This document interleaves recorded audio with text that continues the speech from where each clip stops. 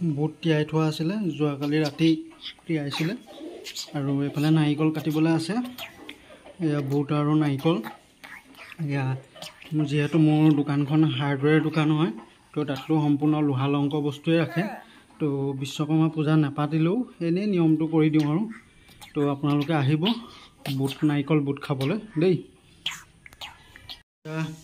আজি পুৰি বনাব আমাৰ। এয়া পুৰিৰ কাৰণে এতিয়া ইয়াৰ আটা খচি আছে। আজি মোৰ লগৰ কেইজনমানো অহা কথা আছে, লগতে মোৰ কোম্পানীৰ মানুহ কেইজনমানো অহা কথা আছে। তো তেওঁলোককো পুৰি খুৱাব লাগিব। তো এতিয়া আমি ইয়াৰ জলপানত খাম পুৰি, তেওঁলোকলৈ কাৰণে পিছত আকৌ বনোৱা হ'ব। বাইকখনে আৰু চাইকেলখনে এডোখৰত আনি ল'লোঁ ধুনীয়াকৈ।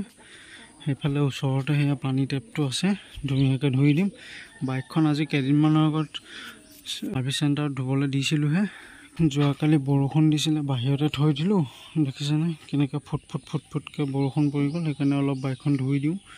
আৰু চাইকেলখনো তেনেকৈ বাহিৰতে থৈ দিছিলোঁ, পাহৰি থাকিলোঁ সোমোৱাবলৈ। এয়া ফুটকৈ বোকা হৈ গ'ল। অলপ ধুই মেলি দিওঁ, যিহেতু আজি বিশ্বকৰ্মা পূজা। মূৰ্তি পূজা নকৰোঁ আৰু এনেই নিয়মটো কৰি থওঁ আৰু। এয়া কুকুৰা আৰু পাৰহক অকণমান ধান চাউল দি দিছে খাবলৈ।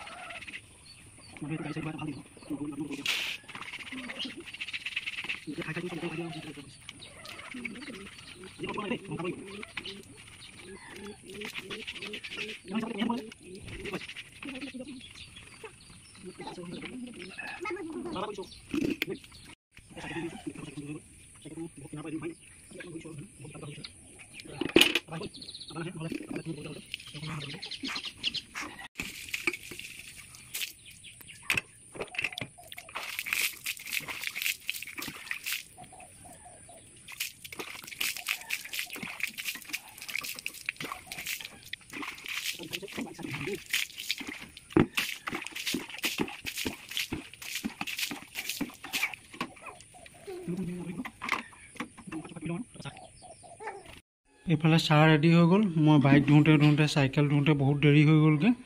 এতিয়া মই মুখ হাত ধুই লওঁ। এইফালে চাহ ৰেডি হৈ আছে, গৰম পানী ৰেডি হৈ আছে।